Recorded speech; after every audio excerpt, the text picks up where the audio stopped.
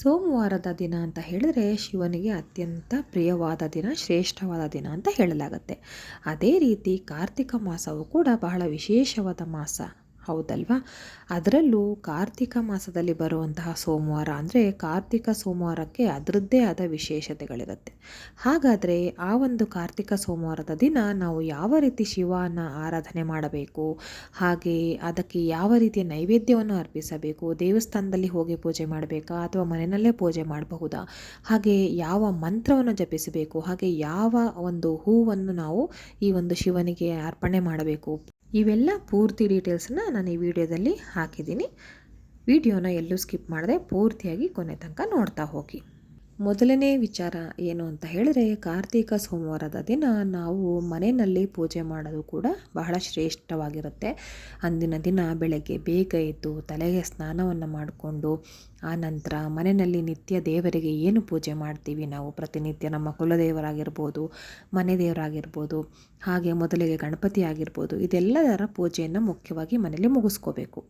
ಆ ನಂತರ ಇದು ಕಾರ್ತಿಕ ಮಾಸ ಆಗಿರೋದ್ರಿಂದ ತುಳಸಿ ಮಾತೆಗೂ ಕೂಡ ನಾವು ಒಂದು ದೀಪವನ್ನು ಹಚ್ಚಿ ಪೂಜೆ ಮಾಡಬೇಕು.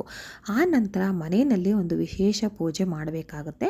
ದೇವಸ್ಥಾನಕ್ಕೆ ಹೋಗದೇ ಇರಲಿ ಈ ಒಂದು ಪೂಜೆನ ಮಾಡಬೇಕಾಗತ್ತೆ. ಏನು ಅಂತ ಹೇಳಿದ್ರೆ, ನಾವು ನಮ್ಮ ಮನೆಯಲ್ಲಿ ಯಾವ ರೀತಿ ಪದ್ಧತಿ ಇರುತ್ತೆ, ಶಿವಲಿಂಗವನ್ನು ಪೂಜೆ ಮಾಡೋ ಪದ್ಧತಿ ಇರುತ್ತವ, ಅಥವಾ ಶಿವನ ಫೋಟೋಗೆ ಪೂಜೆ ಮಾಡೋ ಒಂದು ಪದ್ಧತಿ ಇರುತ್ತಾ, ಅಥವಾ ಶಿವನ ವಿಗ್ರಹ ಇಟ್ಕೊಂಡು ಪೂಜೆ ಮಾಡ್ತಿರೋ ಅದ್ರ ಮೇಲೆ ಡಿಪೆಂಡ್ ಆಗುತ್ತೆ. ಸೊ ನೀವು ಯಾವುದೇ ಇದ್ರೂ ಕೂಡ ಅದಕ್ಕೆ ಅರಿಶಿನ, ಕುಂಕುಮ ಅಥವಾ ಗಂಧ, ಶ್ರೀಗಂಧ ಏನು ಹೇಳ್ತೀವೋ ಅದನ್ನೆಲ್ಲ ಹಚ್ಚಿ ಅಕ್ಷತೆಯನ್ನು ಹಾಕಿ ಆ ನಂತರ ನೀವು ಅದಕ್ಕೆ ಹೂವನ್ನು ಏರಿಸಬೇಕಾಗತ್ತೆ. ಇಲ್ಲಿ ಶಿವನಿಗೆ ಪ್ರಿಯವಾದ ಹೂವು ಯಾವುದು ಅಂತ ಹೇಳಿದ್ರೆ, ನಿಮಗೆ ಎಲ್ರಿಗೂ ಗೊತ್ತಿರುತ್ತೆ, ಕಣಗಲೆ ಹೂವು ಕೂಡ ಶಿವನಿಗೆ ತುಂಬ ಪ್ರಿಯವಾದ್ದು ಅಂತ ಹೇಳಲಾಗುತ್ತೆ ಕೆಲವು ಕಡೆ.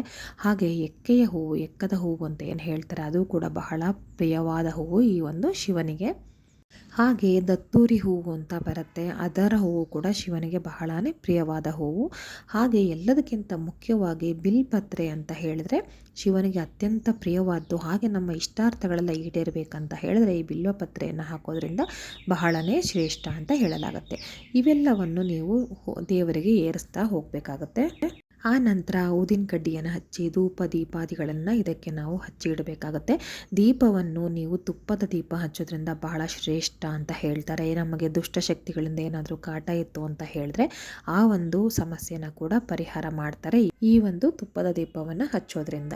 ಯಾಕಂದರೆ ಶಿವ ಅಂತ ಹೇಳಿದ್ರೆ ಶಕ್ತಿ ಅಂತ ಅರ್ಥ ಬರುತ್ತೆ. ಅಷ್ಟೊಂದು ಶಕ್ತಿಶಾಲಿಯಾದಂತಹ ದೇವರು ಅಂದರೆ ಶಿವ.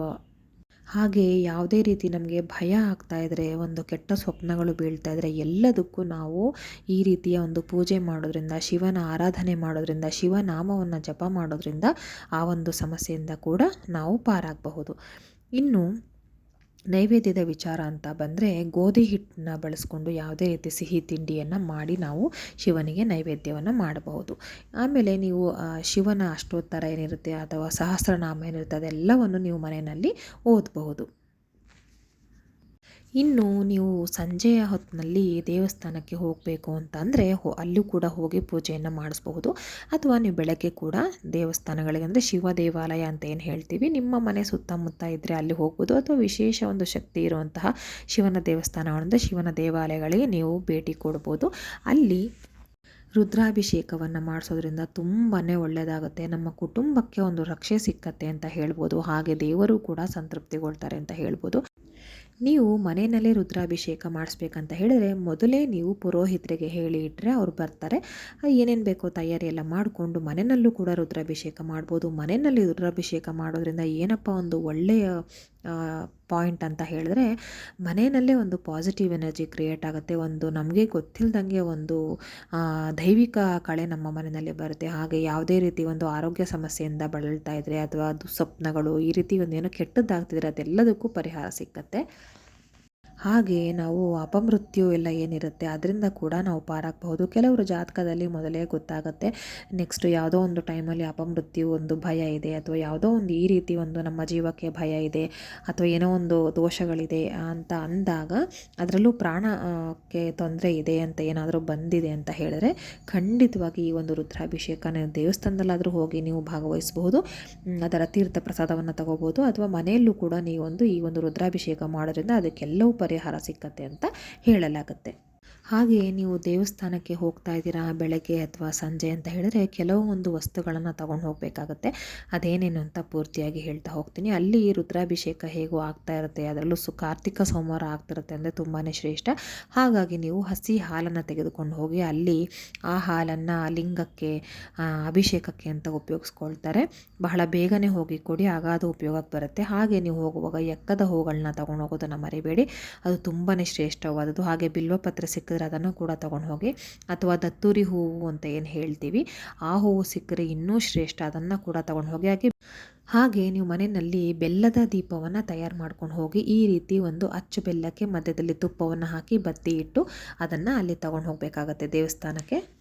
ಬೆಲ್ಲದ ದೀಪವನ್ನು ನಾವು ಶಿವನಿಗೆ ಅದರಿಂದ ಆರತಿ ಎತ್ತೋದ್ರಿಂದ ಅಥವಾ ಆ ಒಂದು ಶಿವನ ಹೆಸರಿನಲ್ಲಿ ನಾವು ಹಚ್ಚೋದ್ರಿಂದ ಅಥವಾ ಅದರಲ್ಲಿ ನಾವು ಪೂಜೆಯನ್ನು ಮಾಡೋದ್ರಿಂದ ಎಲ್ಲ ಒಂದು ಕೆಟ್ಟ ಶಕ್ತಿಗಳು ನಾಶ ಆಗುತ್ತೆ ಅಂತ ಹೇಳ್ತಾರೆ. ನಾನು ಆಗಲೇ ಹೇಳ್ದಂಗೆ ಅಪಮೃತ್ಯು ಭಯ ಇರಬಹುದು, ಅಥವಾ ಕೆಲವರಿಗೆ ಯಾವಾಗಲೂ ಕೆಟ್ಟ ಕನಸುಗಳು ಬೀಳ್ತಿರುತ್ತೆ, ಅಂದರೆ ದುಸ್ವಪ್ನ ಅಂತ ಹೇಳ್ತಾರೆ, ಯಾವಾಗಲೂ ಬೀಳ್ತಾ ಇರುತ್ತೆ. ಅದರಿಂದ ತುಂಬ ಮಾನಸಿಕವಾಗಿ ಅವ್ರು ನೊಂದು ಹೋಗಿರ್ತಾರೆ. ಅಂಥವರು ಈ ಒಂದು ಬೆಲ್ಲದ ದೀಪವನ್ನು ಶಿವ ಸನ್ನಿಧಾನಕ್ಕೆ ಹೋಗಿ ಮನೆಯಲ್ಲಿ ಹಚ್ಚೋದಕ್ಕಿಂತ ಶಿವ ಸನ್ನಿಧಾನದಲ್ಲಿ ತುಂಬಾ ಶ್ರೇಷ್ಠ, ಹಾಗೆ ತುಂಬ ಶಕ್ತಿ ಇರುತ್ತೆ. ಅಲ್ಲಿ ಹೋಗಿ ಒಂದು ಬೆಲ್ಲದ ದೀಪಾರಾಧನೆ ಮಾಡೋದ್ರಿಂದ ಅವೆಲ್ಲದಕ್ಕೂ ಒಂದು ಖಂಡಿತ ಪರಿಹಾರ ಸಿಕ್ಕತ್ತೆ. ಈ ಒಂದು ದೀಪವನ್ನು ತಪ್ಪದೇ ಹಚ್ಚಿ. ಹಾಗೆ ಅಲ್ಲಿ ನಿಮ್ಮ ಕುಟುಂಬದವರ ರಾಶಿ ನಕ್ಷತ್ರವನ್ನು ಹೇಳಿ ಅರ್ಚನೆಯನ್ನು ಮಾಡಿಸಿ, ಸಾಧ್ಯವಾದರೆ ಇನ್ನೂ ಏನೋ ವಿಶೇಷ ಸೇವೆಗಳಿತ್ತು ನೀವು ಹೋಗೋ ದೇವಸ್ಥಾನದಲ್ಲಿ ಶಿವನಿಗೆ ಸಂಬಂಧಪಟ್ಟಂತೆ ಅಂತ ಹೇಳಿದ್ರೆ ಖಂಡಿತ ಅದನ್ನು ಕೂಡ ಮಾಡಿಸಿ, ತುಂಬಾ ಒಳ್ಳೆಯದಾಗತ್ತೆ. ನಿಮ್ಮ ಕುಟುಂಬಕ್ಕೆ ಒಂದು ರಕ್ಷಣೆ ಸಿಗುತ್ತೆ ಅಂತ ಹೇಳ್ಬೋದು. ಹಾಗೆ ನೀವು ಅಲ್ಲಿ ಕುಳಿತುಕೊಂಡು ಕೆಲವು ಮಂತ್ರಗಳನ್ನು ಓದೋದ್ರಿಂದ ತುಂಬಾ ಒಳ್ಳೆಯದು. ಅವೆಲ್ಲ ಯಾವ ಮಂತ್ರಗಳು ಅಂತ ನಾನು ಈಗ ಹೇಳ್ತಾ ಹೋಗ್ತೀನಿ. 2 ಮಂತ್ರಗಳನ್ನ ಹೇಳ್ತೀನಿ, ಅದರಲ್ಲೂ 2 ಸುಲಭವಾದ ಮಂತ್ರಗಳು. ಅದನ್ನು ನೀವು ಮನೆಯಲ್ಲೂ ಕೂಡ ಹೇಳ್ಕೊಳ್ಬೋದು. ಕಾರ್ತಿಕ ಸೋಮವಾರ ಅಂತನೆಲ್ಲ ಪ್ರತಿನಿತ್ಯ ನೀವು ಹೇಳ್ಕೊಳ್ಬೋದು. ಹಾಗೆ ಈ ಕಾರ್ತಿಕ ಸೋಮವಾರದಂದು ತಪ್ಪದೇ ಈ ಒಂದು ಮಂತ್ರಗಳನ್ನು ಹೇಳ್ಕೊಳ್ಳಿ. ಮೊದಲನೇ ಮಂತ್ರ ಹೀಗಿದೆ: ಮೃತ್ಯುಂಜಯಾಯ ರುದ್ರಾಯ ನೀಲಕಂಠಾಯ ಶಂಭವೇ ಅಮೃತೇಶಾಯ ಶರ್ವಾಯ ಮಹಾದೇವಾಯ ತೇ ನಮಃ ಅಂತ. ಈ ಒಂದು ಮಂತ್ರ ಬಹಳ ಶಕ್ತಿಯುತವಾದ ಮಂತ್ರ ಅಂತ ಹೇಳ್ಬೋದು. ಈ ಒಂದು ಮಂತ್ರವನ್ನು ನೀವು ರಾತ್ರಿ ಹೊತ್ತು ಮಲ್ಕೊಳ್ಳುವಾಗ ಕೂಡ ಹೇಳ್ಬೋದು. ಹಾಗೆ ಏನಾದರೂ ನಿಮಗೆ ಮಧ್ಯರಾತ್ರಿನಲ್ಲಿ ಒಂದು ಭಯ ಆಯಿತು, ಯಾವುದೇ ರೀತಿ ಒಂದು ನಿಮಗೆ ಹೆದರಿಕೆ ಶುರುವಾಯಿತು ಅಂತ ಹೇಳಿದ್ರೆ, ಅಥವಾ ಯಾವುದಾದ್ರು ಒಂದು ಕೆಟ್ಟ ಕನಸು ಬಿದ್ದು ನೀವು ಎಚ್ಚರಗೊಂಡ್ರಿ, ಭಯ ಆಗಿತ್ತು ಅಂತ ಹೇಳಿದ್ರೆ ಆವಾಗಲೂ ಕೂಡ ಹೇಳ್ಕೊಳ್ಬೋದು.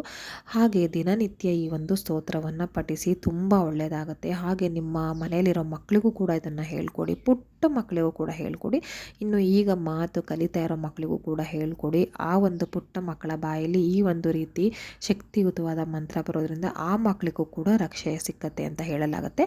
ಹಾಗಾಗಿ ಇದೊಂದು ಮಂತ್ರ. ಇನ್ನೂ ಒಂದು ಮಂತ್ರ ಹೀಗಿದೆ: ಓಂ ತ್ರಯಂಬಕಂ ಯಜಾಮಹೇ ಸುಗಂಧಿಂ ಪುಷ್ಟಿವರ್ಧನಂ ಉರ್ವಾರುಕಮಿವ ಬಂಧನಾನ್ ಮೃತ್ಯೋರ್ಮುಕ್ಷೀಯ ಮಾಮೃತಾತ್.